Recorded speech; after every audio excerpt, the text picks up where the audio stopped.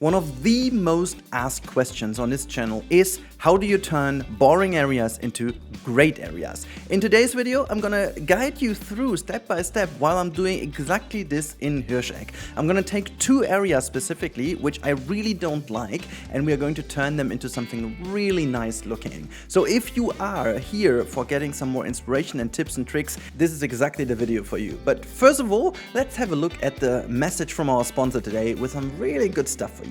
And as you know, Instant Gaming is the sponsor of this channel, and there are mad discounts at the moment. For example, also on DLCs of The Sims or our beloved, wonderful Planet Zoo. You can check the original game is up to 80% on discount at the moment, and most of the DLCs are even below €5. So if you need any DLC you haven't already, make sure to go to Instant Gaming, link here as always in the description, and get yourself the DLC you ever wanted. And with that said, let's start with part number one of our video, the preparations. As you can see in the background, we are putting down a couple of things in the river. More about that in a second. But the first thing is, get yourself some inspiration. You can see to the top left now, there are a couple of images I just Googled, that's like German forest and river, and then you come up with a couple of images I thought would be a good inspiration for me to go, and so I just had them by my side, looking at them. I will have to do a couple of trade-offs, but more about these while we do so. Now, the first thing you can see over here, this is my river technique, I call it.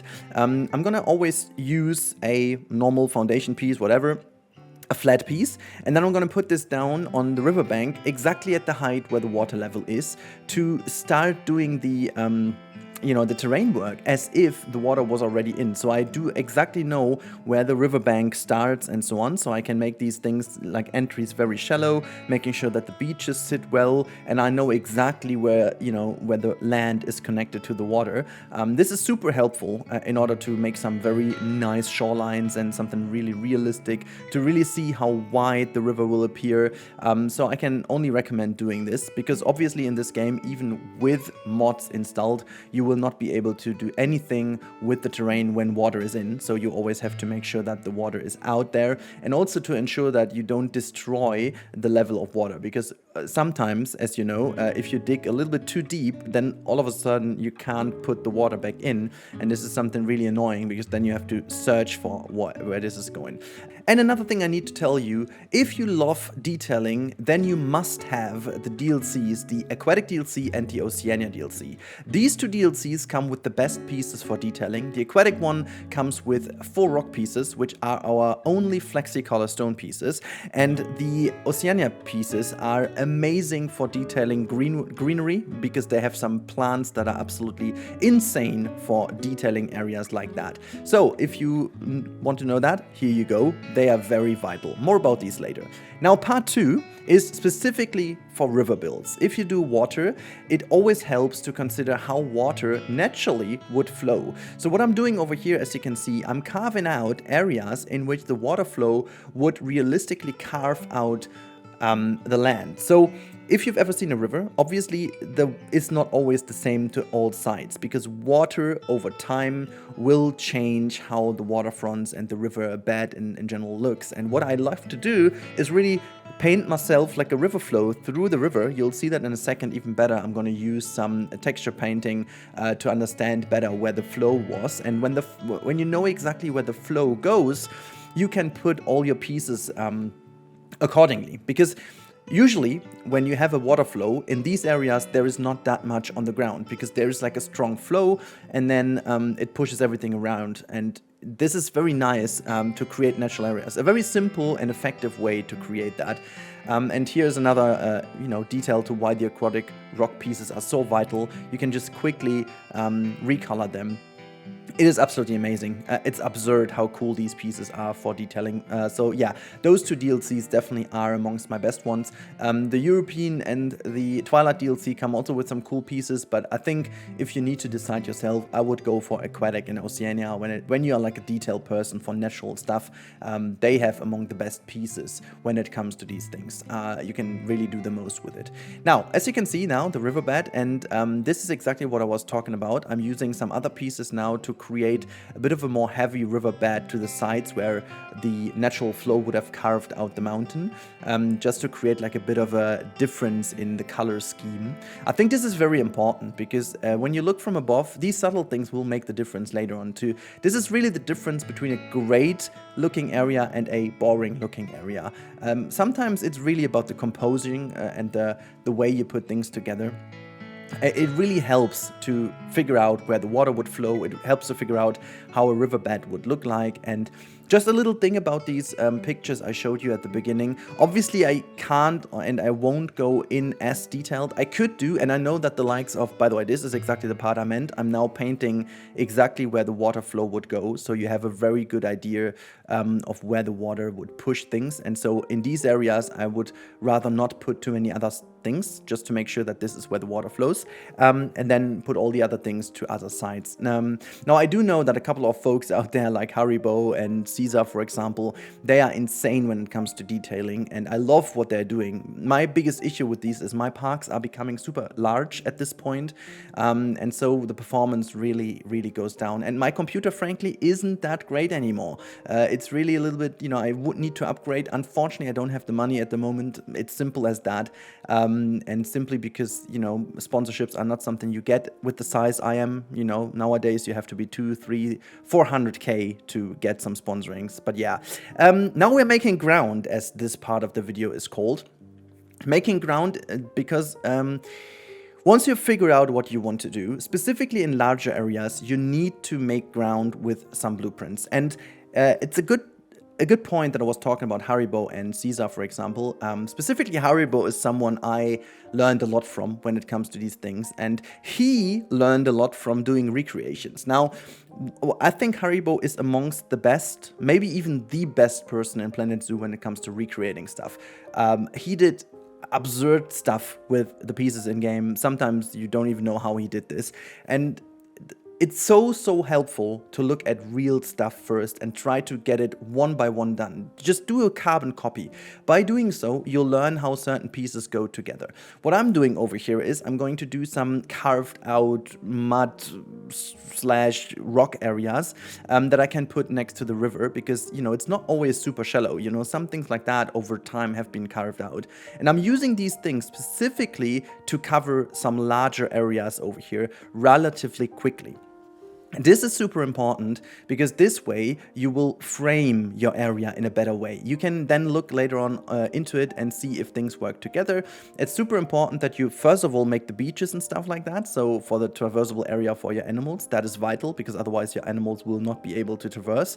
You've seen me doing this at the beginning. And now I'm just putting these things everywhere in, just, rotating the pieces a couple of times here and there. And once I've done the main part, I start to add in some other pieces to reduce the repetitiveness. It's always important that you do that. You can use the same piece, it's not really that much of a big deal, but then you have to really put in other stuff to make it look less repetitive. And once you've done that, you then can use some terrain paint and stuff to really get it in. I always recommend to check out which color scheme you're going with, and I decided to go with these like mud piece or mud rocks or whatever. I think these are the tropical rocks, but I think like they look very good for like a German forest too, because it's all like very muddy and stuff. I mean, it's not really the stone color you would have, but I imagine them just being dirty, and that's the reason why I used that. And yeah, effectively at the end I will have to get this whole area a lot more lush to make it really look good. It's not everything included in the video, but at the end of the video I will make some flyovers, some cinematic shots in which you can see a little bit of different things, a little bit of tricks and tips I'm gonna show you then in the flyover.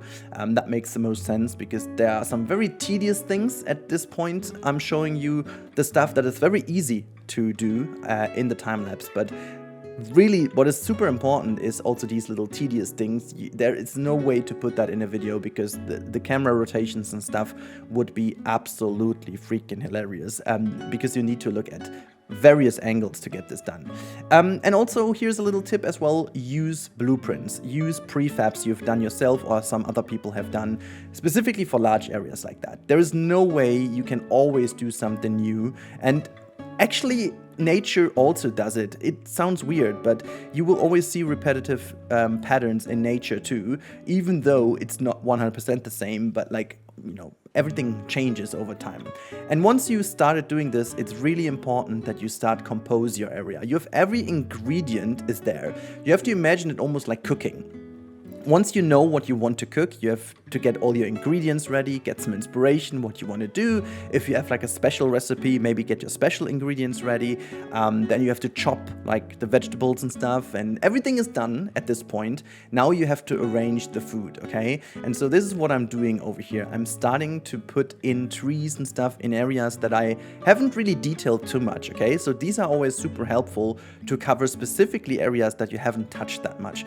It's also fine to leave some spaces open. So you always have to leave the space, as a very famous Spaniard once said. But it's also important to use the blueprints and everything else to just make sure everything comes together. And you will see in a couple of seconds now how much better this area looks. Yeah, bracken and ferns, as you've seen in the images at the beginning, you can never have enough of these in German areas. It's everything in the forest is overgrown with ferns and I don't know, bracken. And I definitely forgot about the nettles. I definitely need to get the nettles in as well for the cinematics.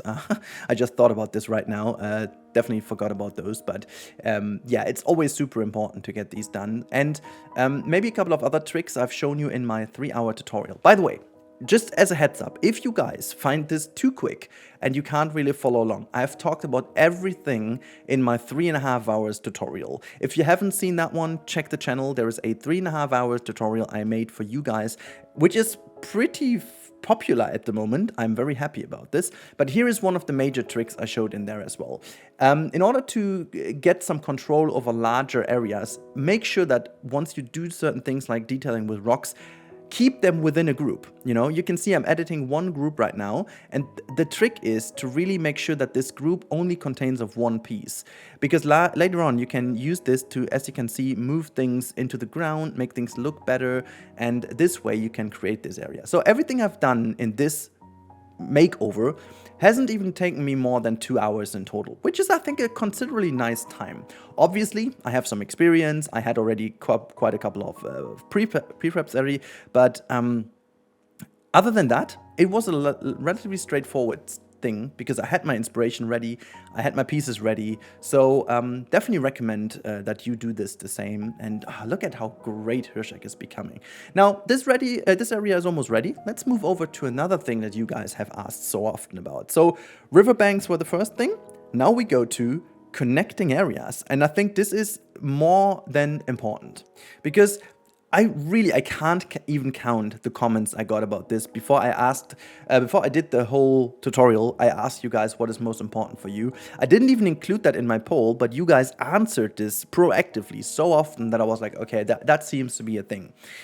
Building a zoo, also equally to a theme park, for those of you who are already very much looking forward to Planet Coaster 2, which I definitely am too. And yes, I know it's not officially been released, but leave me alone. I'm very sure it is going to be revealed relatively soon. So connecting areas, connecting the dots is amongst the most important parts of any zoo. You can build a great habitat and you can build 3 great habitats, but if the part in between doesn't connect, it doesn't feel nice, the whole thing is basically lost, because then you have 2 areas that don't really go well to each other and they feel like not really connected, like literally not connected, but also into a visual way. My English is so broken today. I'm very sorry about that. I have something in my mouth, like there's a little, I'm not sure what that is, but it hurts a bit. So I think I'm just, to avoid the pain, my mouth is doing weird things. So I'm sorry about this. I feel and I recognize that myself, but there's not really that much I can do about it. A little apology over here. But yeah, this is an important bit because I think the biggest tip I can give you, and it's not even a trick, it's like something very basic, but many people don't do this. It's really copy-paste. It's very important that you recycle things from your zoo that you already had done or had used in your other areas. This way you can ensure that things look similar and also that you transition into different areas. What I like to do is I'm gonna take fences from one area and the other area, and I'm gonna use them both in the area in between, and I also try to use them for different things. This is a very simple trick, because that way you ensure that you have a similar visual style and you kind of make a gradient between these two areas. Specifically when it comes to themed areas. If you did themed areas, it's even harder than this. And also one trick to make sure that you have something in between to connect things is always like food stalls or like a little recreation area. You can see I'm using, I think this is actually the, hold on, I think these buildings over here I'm using are actually the shelter I have used for the, some of the other animals in the old area. I don't remember which one it was, but it was the Ibex, genau. The Ibex has been, oh, that was German in there. Exactly. Now, I've used them for this, and so I'm reusing them in here because specifically in forest areas, you see these little huts quite often. You know, when it's raining or so, people can still sit in there and grab their picnic and stuff. And I mean, this is just specific for this project over here. But usually in zoos, it's a lot more common that people bring their own food over theme parks, for example. And so it's a lot more common that you give them areas for them to sit down and, you know, get themselves a space for getting some food and so on. And sometimes even these wildlife areas are even completely for free for people, so they don't even pay entrance fee. So it's sometimes just a nice like recreational stroll that they are doing. And so you can see I'm using these recreation areas here to connect this whole area together. I'm making like a huge picnic plaza for them, putting down a couple of trees, roots and all these things. And as you can see, I'm like reusing a lot of stuff that I've already used in the zoo. This way I can ensure that, you know, it looks similar. And then I'm using some extra bits here and there, like using some other trees and using some other pieces just to break with the pattern a bit, so to make it not exactly the same. And in no time, and this was really in no time, I think this whole build over here didn't even take an hour to really make things look good. And you can also play around with the ground texture. In my case over here, simply because it's a forest, I decided to go without even a proper ground texture, because that's like a natural area for them to walk through anyways.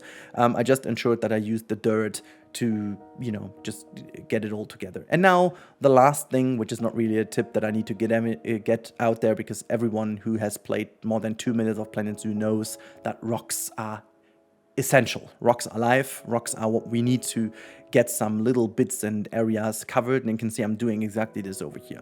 The last bit I'm going to show you is something that I've seen some people do, but not too many do. You can use also inclines on a natural ground that maybe are a little bit too steep, but then you put in these kind of wooden pieces over here to break with the steepness a little, and you can see these specifically in areas that are wet, and in the winter maybe some slippery areas you can put these things in. They are very, very good when it comes to making sure that your people don't fall over. And so this is what we did over here. And obviously, as the very last thing that you need to do is putting down a lot of foliage to cover areas that you don't find looking good. Use the bushes, use some of the trees, make sure that you cover these areas. And that's all I can get to you, because that's frankly already the part 2 of our little inspiration help video today. And now we do some flyovers through these 2 areas, and I'm gonna give you a bit of an idea. Now we fly through this area, and to the left hand side you should see in small how it looked before. I couldn't do the exact same flyover, so sorry for that, but here you can see the new area, and you can just tell how much of a difference that is. By adding all these things we've talked about, it looks so much more realistic. You can now see the deer swimming through the river. Look at how the little beaches, the little shorelines look so much more cool. I put some nettles in, as said. I also put some of these dry leaves in. The dry leaves always make like a huge difference when it comes to these areas. Always make sure that you put the dry leaves only there where you also realistically have some trees around, so don't put them in open areas, because that is just kind of unrealistic. But other than that, look at how beautiful that is. And also it makes so much more sense now. The deers don't really feel that much lost anymore in this area. They really feel like as if they fit very much in here, and this whole huge area here to the background is now completely covered, so the people don't see it. It's now a very private area. And yeah, this is just here how I kind of kind of sneaked in the rest of this habitat. I just took this left-hand turn and everything is just kind of hidden away by it.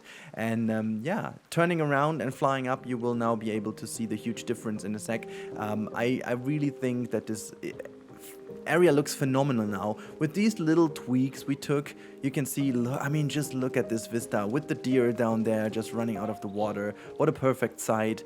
Look at that, just how it is wiggling its head out of the water.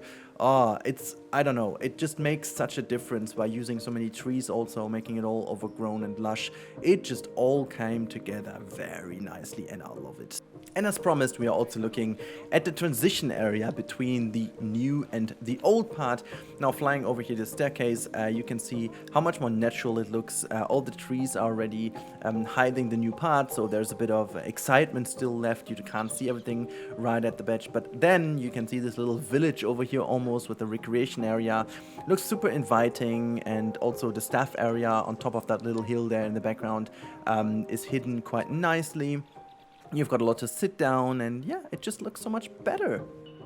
So I hope you enjoyed today's video, and I hope you enjoyed all these tips and tricks. If you need more tips and tricks and even more help, I again really recommend watching my 3.5-hour tutorial. Yes, I know it's long, you can put it on as a podcast or do it in steps, whatever. It's linked to the top of screen right now, and if you find all this stuff helpful on my channel and you want to see more of it in the future, please consider subscribing to the channel. I know that YouTube is again actively unsubscribing people, so yeah, if you feel like they have unsubscribed you without you noticing, please make sure to resubscribe. And yeah, if you're new here and you like this stuff, I would be madly happy if you can tell the algorithm you loved it by clicking on the subscribe button. And now watch the 3.5-hour tutorial. It's to the top of the screen. Bye!